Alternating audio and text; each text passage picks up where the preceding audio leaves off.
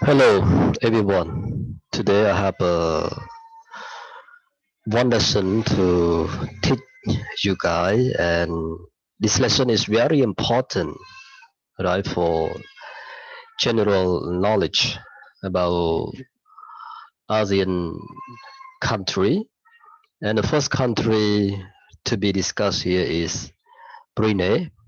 I selected Brunei to be the first country to explain and mention, right, something important to Brunei. All right, now let us go to talk about the introduction and the basic of Brunei.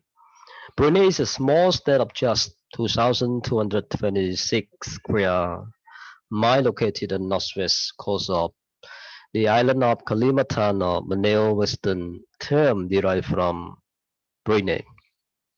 The Chinese but thriving Islamic Sultanate of Brunei purchased on the northwestern coast of Borneo, completely encircled by the East Malaysian state of Sarawak, which divides it into. It has a population of 350,000, nearly 70% of which is made up of Malays and indigenous from a larger ethnic group like the Murut and Dusun. The rest are Chinese, Indian, smaller indigenous tribe, and expat. They enjoy a quality of life that is quite unparalleled in Southeast Asia, with the literacy rate as staggering 93.7% of the population. Education and healthcare are free, houses, car, and even pilgrimages to Mecca are subsidized. Taxation on personal income is unheard of, and the average per capita salary is around $19,000. And the explanation is simple. Oil was discovered in 1903 at the site of what is now the town of Syria. That said, the problem remains that Brunei is more expensive than neighboring Malaysia or even Singapore. Hotel prices in the capital are at least double those in nearby Kota, Kinabalu, or Miri. Most travelers still end up in Brunei either because of an enforced stopover on a Royal Brunei Airline flight or as a stepping stone to either Sabah or Sarawak. And in the latter case, however, it can work, out cheaper to take an internal MAS flight between Miri and Labuan or Kota Kinabalu rather than buzzing it through Brunei. Brunei's climate, like that of neighboring Sabah and Sarawak, is hot and humid, with average temperatures in high 20s throughout the year. Lying 440 kilometers north of the equator, Brunei has a tropical weather system. So even if you visit outside the wet season, usually November to February, there is a very chance that you will see something. So it would be, an unremarkable territory. Were not that underneath its soil and under its territorial water, lie huge oil and gas reserve has enabled the country to boost the highest capita income in Southeast Asia at around 27,000 dollars. And for the population of Brunei, right currently, what I said is the population, right, around 5 years ago. But in this one is about the population for the current being of Brunei. And now we go to talk about history of Brunei. All right, contemporary Brunei, modest I believe it pivotal role in the formative century of born in history. China was probably trading with Brunei as long as ago the 7th century. Brunei later benefited from its strategic position on the trade route between India, Malacca, and China, exercising a lucrative control over merchant traffic in the South China Sea. It became a staging post where traders could stock up on local supplies such as beeswax, camphor, rattan, and brushwork. They were traded for ceramic, spices, wood, and fabric. For a brief period in the 14th century, the region was taken over by Majapahit Empire.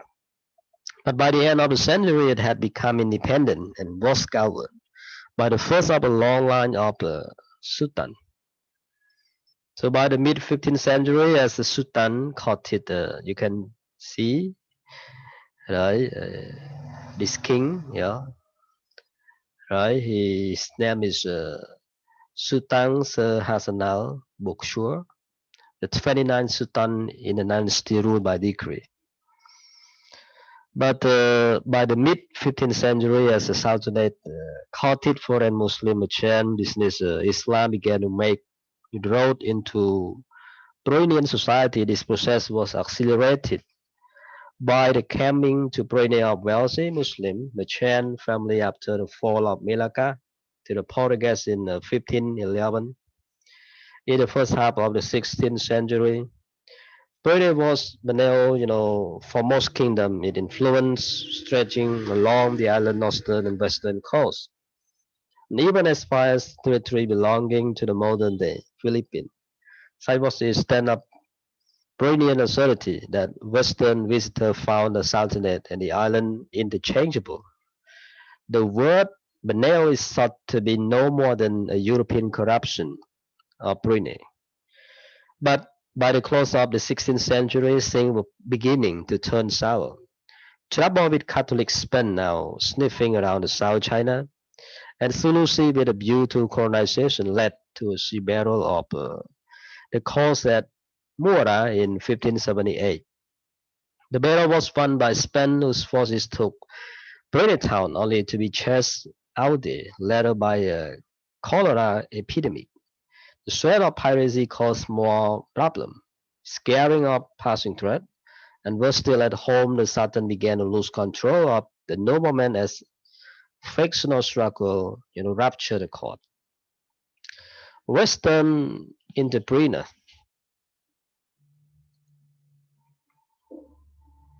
A rise in the self-destructive climate, keen to take advantage of gap in the trade market left by Brunei decline, and one such fortune seeker was Jambro, whose arrival off the coast of Kuching in August 1839 was to change the face of Brunei forever for helping the Sultan to quell a Dayak uprising.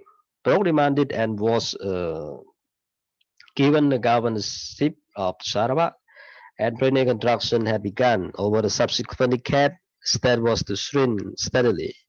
As Brooke, his successor used the suppression of piracy as the excuse they needed to siphon off more and more territory into the familiar fiefdom.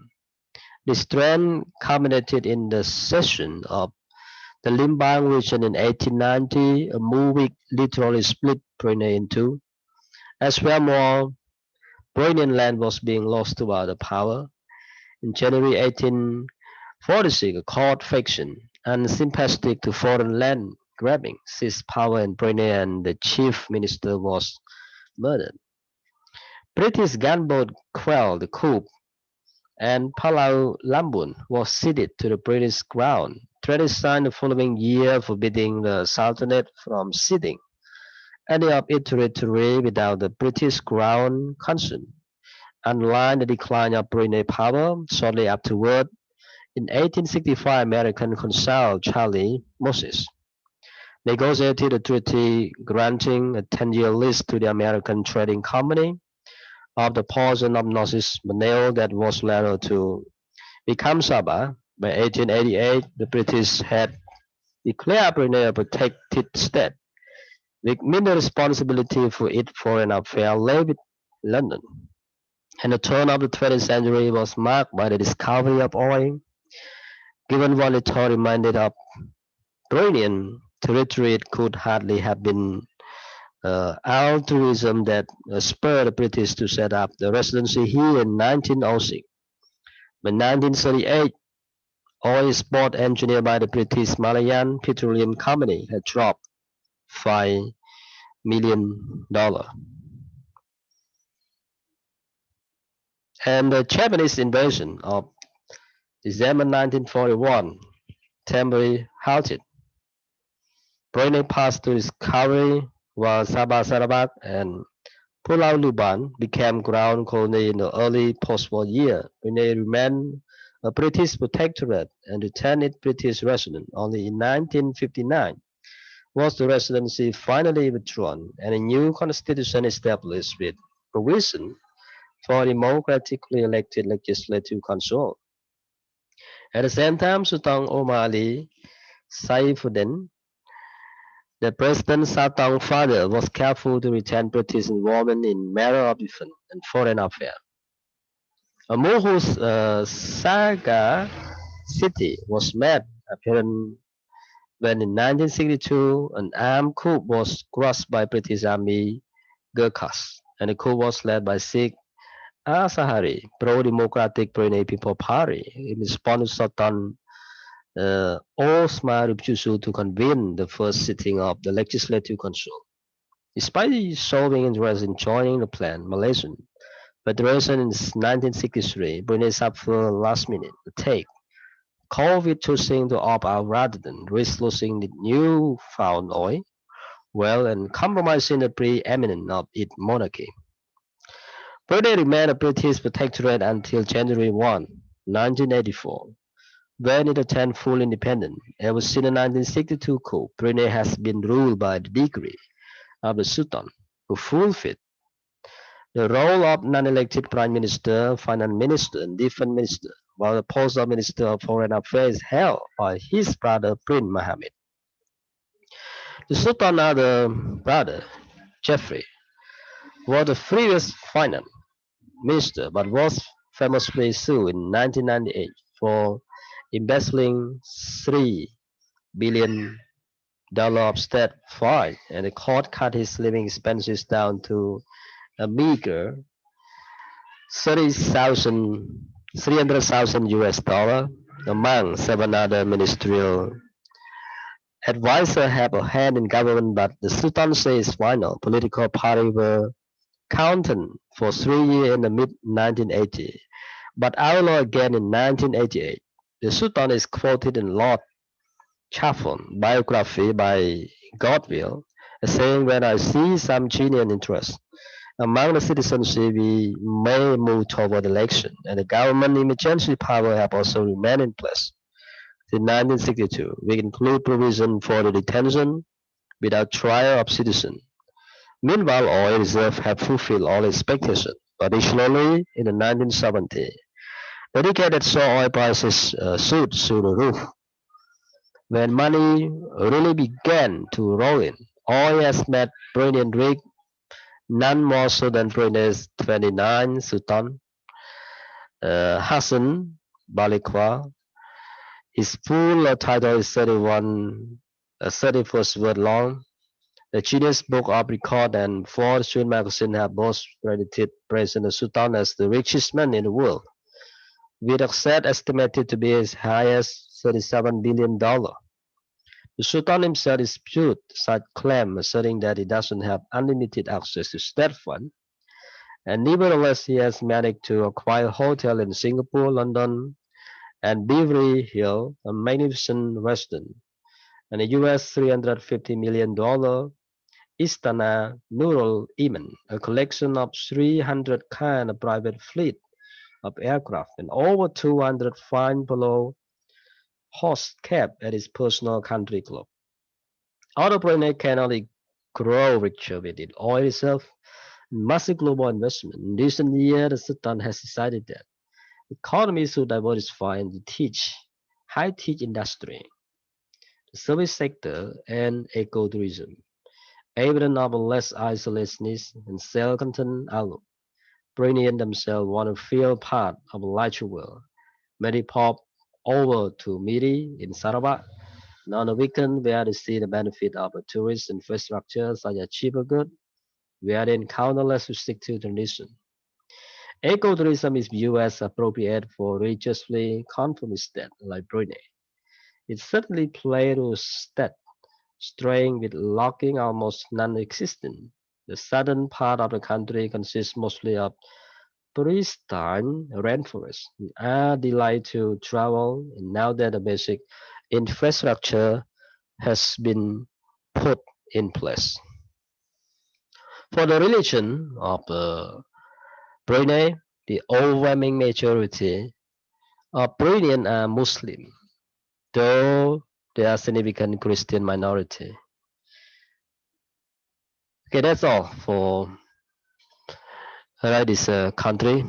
Hope you guys will uh, understand through my reading and explanation of this one. And thank you, and don't forget to subscribe this video. I will read and explain more, country for the Southeast Asia. Thank you and goodbye.